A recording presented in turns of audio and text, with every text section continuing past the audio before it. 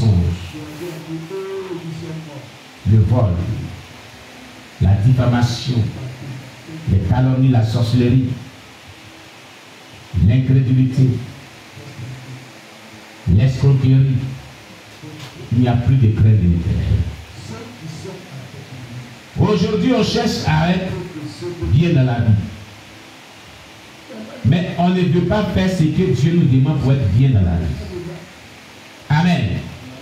La Bible nous dit, quel est l'homme qui aime la vie?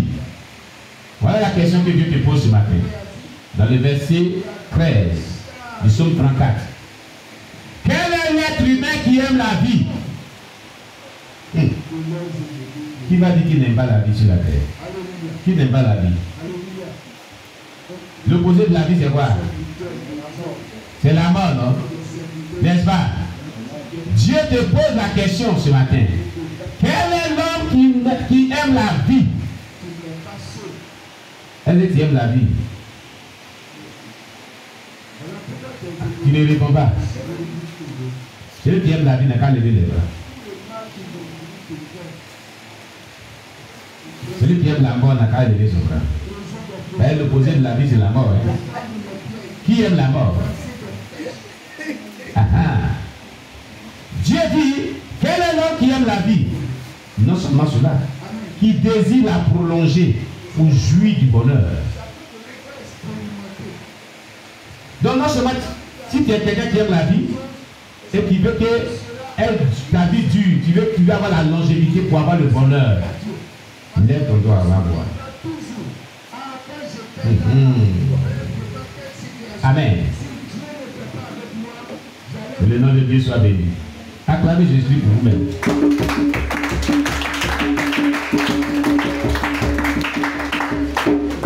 Dieu nous pose la question ce matin de savoir si nous aimons la vie, nous désirons la prolonger pour jouir du bonheur.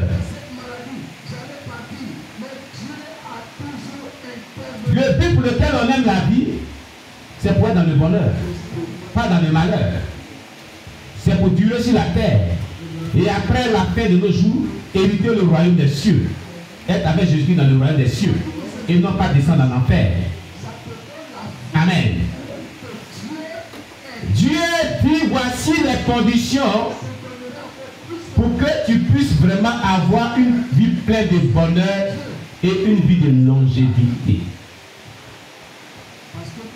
Premièrement, il dit, d'abord, la vie, mais c'est quoi? Définition de la vie. Cette vie dont Dieu parle ici. Quel est l'homme qui aime la vie, qui désire la prolonger pour jouir du bonheur? De quelle vie il est question ici? Oui, la vie chrétienne. D'accord? Amen. La vie que Dieu communique. La vie chrétienne, comme le dit. La vie qui émane de Jésus-Christ. Pas la vie qui émane du diable, mais la vie qui vient de Jésus-Christ. La bonne vie chrétienne. La vie qui est agréable à Dieu. La vie qui est pleine de bonheur.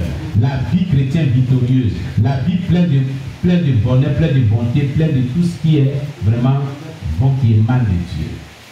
C'est de cette vie-là qu'il est question. Pas une vie misérable. Pas une vie de deuil. Pas une vie d'angoisse. Pas une vie de souffrance. Pas une vie qui est impure. Pas une vie de débauche. Pas une vie de calomnie. Pas une vie du monde des ténèbres. Mais la vie qui est la gloire de Dieu. Cette vie qui vient de Dieu qui est une gloire. Cette vie qui vient de Dieu qui est le bonheur. Cette vie qui vient de Dieu qui est le salut de notre âme. Cette vie qui communique une vie pure. Une vie de sainteté pure. Une crainte de l'Éternel. Cette vie qui communique la puissance de Dieu. Cette vie qui est comblée de tout ce qui est de bien, qui émane de Dieu. C'est de cette vie qu'il est question. Qui aime cette vie? Qui veut une telle vie? Alléluia. Tu comprends? La vie exemplaire dans le Seigneur. La vie que Dieu désire que tu aies. Ce n'est pas une vie de malédiction. Ce n'est pas une vie de souffrance. pas une vie d'angoisse. Ce n'est pas une vie d'échec. Ce n'est pas une vie d'amertume. Ce n'est pas une vie de souffrance. Ce n'est pas une vie maladive. Ce n'est pas une vie d'échec, de misère. Ce n'est pas une vie de l'enfer. Ce n'est pas une vie dans laquelle tu finiras ta vie en enfer. Non. Mais une vie de pureté. Une vie de sainteté véritable. Une vie de crainte de l'Éternel. Une vie de bonheur. Une vie de santé. Une vie victorieuse sur les yeux des ténèbres. Une vie de bonne relation avec Dieu, de bonnes relations avec les semblables. C'est de cette vie-là, une vie de salut. C'est de cette vie-là qu'il est question. Une vie pleine de bonté qui émane de Dieu. Pleine de bonheur et sécurisée par la protection divine. C'est de cette vie-là qu'il est question. Qui aime une telle vie? Dieu te pose la question. Qui aime une telle vie? Qui veut la prolonger et qui veut jouir du bonheur dans cette vie-là. Amen. Si tu es une personne qui désire une telle vie, voici ce que Dieu te demande pour que tu puisses vraiment la réaliser dans ta vie. Amen. Ce que Dieu te demande pour que tu puisses réaliser cette vie-là dans ta vie, premièrement, il dit au verset 14, préserve ta langue du mal. Préserve ta langue du mal. Oh, bien-aimé, la langue de l'homme. Écoutez bien cette phrase. Dieu dit préserve ta langue du mal. Ça veut dire que ta langue peut faire du mal comme du bien. La langue de l'être humain fait du mal et fait du bien. Mais Dieu dit si tu veux voir une telle vie, il faut préserver ta langue du mal. L'homme fait le mal avec sa langue à son prochain et même à sa propre vie sans le savoir. La sanctification doit être sur ta langue aussi. Dans ta langue aussi. Alléluia. Dieu dit préserve ta langue du mal. Pourquoi? Parce qu'il y a des personnes qui font le mal avec les langues. Ils ont des paroles méchantes dans leur bouche. Des paroles venimeuses dans leur bouche. Des paroles agressives dans leur bouche. Des paroles de sorcellerie dans leur bouche. Des paroles envoûtantes dans leur bouche. Des paroles qui sont comme des flèches dans leur bouche. Alléluia. Des paroles qui sont comme des flèches dans leur bouche. Amen. Gloire à Jésus. Amen. Que le nom de Dieu soit béni. Dieu dit préserve ta langue du mal. Bien-aimé, ta langue doit être préservée du mal. Parce que la langue fait le mal. C'est parce que la langue fait le mal que Dieu dit qu'il faut préserver ta langue du mal. Si, ça veut dire quoi? Que l'homme doit avoir le contrôle de sa langue. Est-ce qu'il a dit que c'est Dieu qui va préserver ta langue du mal? À qui revient cette responsabilité? L'homme lui-même. Donc l'homme doit avoir le contrôle de sa langue. C'est parce que l'homme peut avoir le contrôle de sa langue que Dieu lui demande de préserver sa langue du mal. Amen.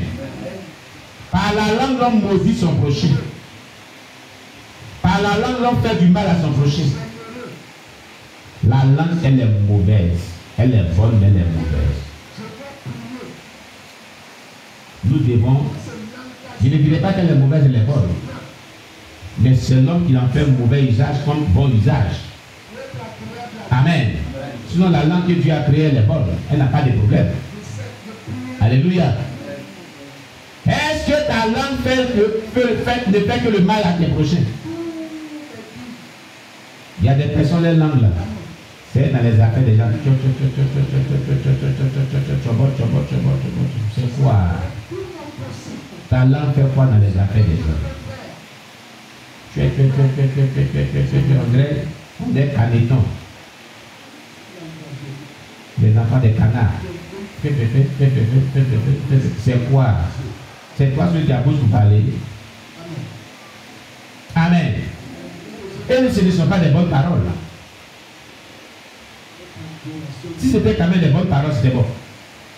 Mais des mauvaises paroles qui font du mal à l'année prochaine.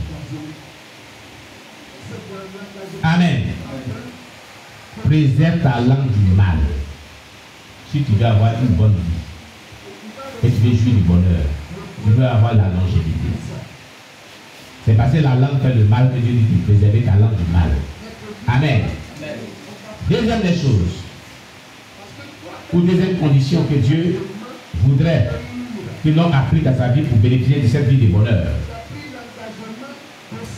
Et tes lèvres des paroles trompeuses. Il y a des personnes qui ont des paroles trompeuses de leur bouche, dans leur bouche. Ils trompent leurs prochains. Ces personnes ne sont pas véridiques.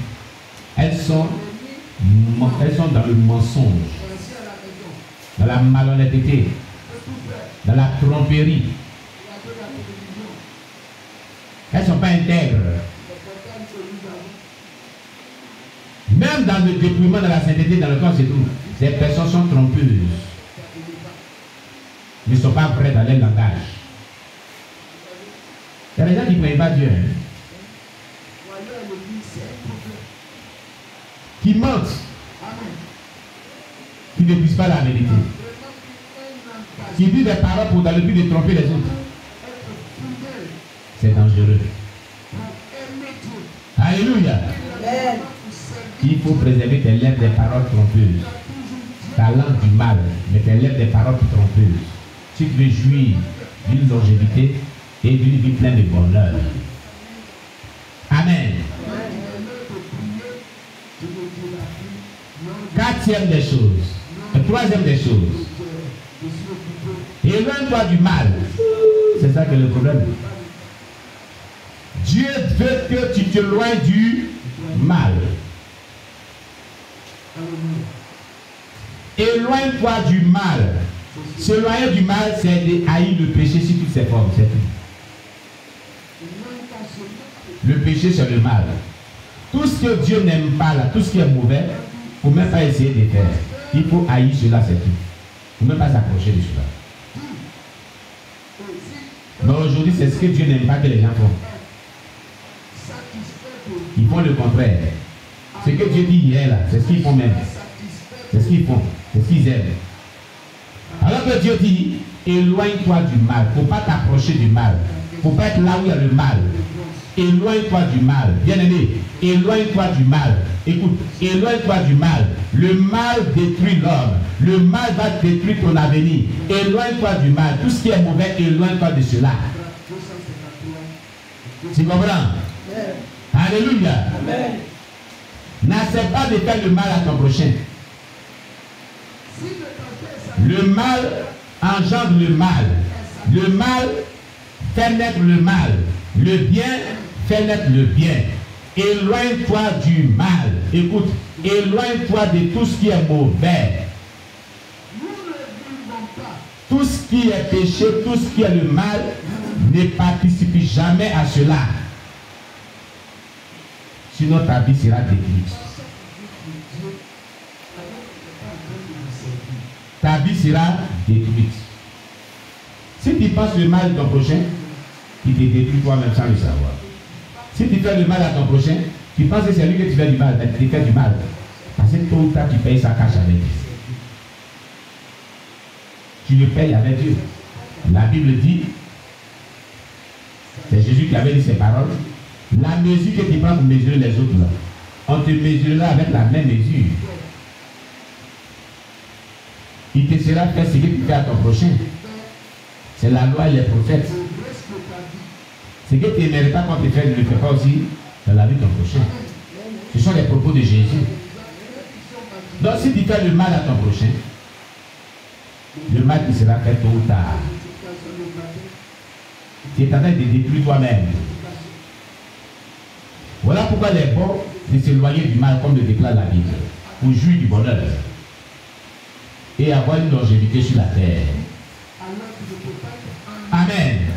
La sanctification qu'on cherche, on est en train de se poursuivre, consiste à s'éloigner du mal et à vivre dans le bien et à vivre ce que Dieu nous demande de vivre. À ne pas nous détourner de tout ce que Dieu nous demande de faire. Tout ce que Dieu nous demande de faire est le bien. Mais tout ce que le diable nous amène à faire, ou bien la chair nous amène à faire, est le mal. C'est pourquoi le chrétien doit haïr le péché comme Dieu aime le péché. Il doit aimer le pécheur comme Dieu aime le pécheur. Éloigne-toi du mal. Ne fais jamais le mal à ton prochain. Car le mal te sera fait aussi toi-même. Alléluia. Amen. Quiconque fait le mal ne s'en sortira pas dans sa vie. Amen. Amen. Il a dit éloigne-toi du mal et fais le bien.